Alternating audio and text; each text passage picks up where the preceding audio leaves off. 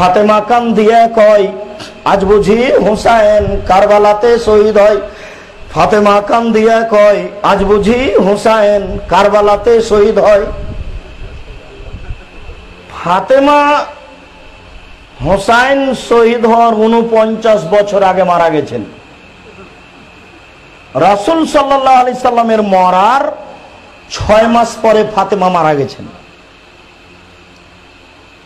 রাসূল সাল্লাল্লাহু আলাইহি সাল্লামের পরে 2 বছর খলিফা থেকেছেন আবু বকর সিদ্দিক রাদিয়াল্লাহু তাআলা আনহু, 10 বছর খলিফা থেকেছেন ওমর রাদিয়াল্লাহু তাআলা আনহু, 12 বছর খলিফা থেকেছেন উসমান রাদিয়াল্লাহু আনহু, 12 বছর খলিফা থেকেছেন আলী রাদিয়াল্লাহু তাআলা আনহু, তারপরে খলিফা হলেন মুয়াবিয়া রাদিয়াল্লাহু তাআলা আনহু, তারপরে খলিফা হলেন ইয়াজিদ।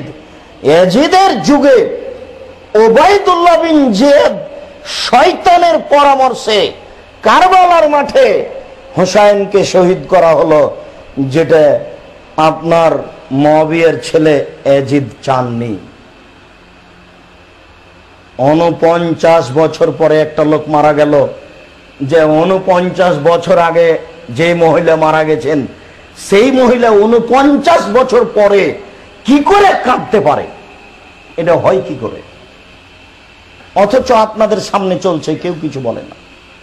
ঠিক এই সব ধর্ম ওই পুঁথির গানের মতো। পুঁথির গান আমরা চাঁপাইনবাবগঞ্জের মানুষ, আমাদের দিকে ওই ভাদ্র মাসের ধান কেটে নিয়ে খড়গুলি জমা করে মানুষেরা বসে ওই মিথ্যা পুঁথির গান পড়তো। কি 6 মাসের রাস্তা মর্দ 6 দিনে গেল, ঘোড়ায় চড়িয়া মর্দ হাঁটিয়া চলিল।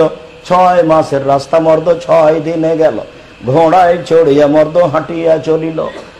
শোনেননি এরকম? এগুলো হলো পুঁথির গান। মোশাররফের কলমও তাই, আপনার হুজুরের বক্তৃতাও তাই।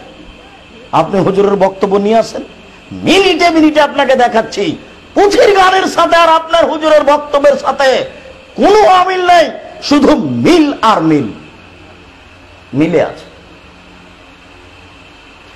কোরআন মাজিদের গায়ে যদি মানুষ মিথ্যা মিথ্যা কথা লিখে দিতে পারে, আরো কিছু করতে পারে, এই কথাই ঠিক।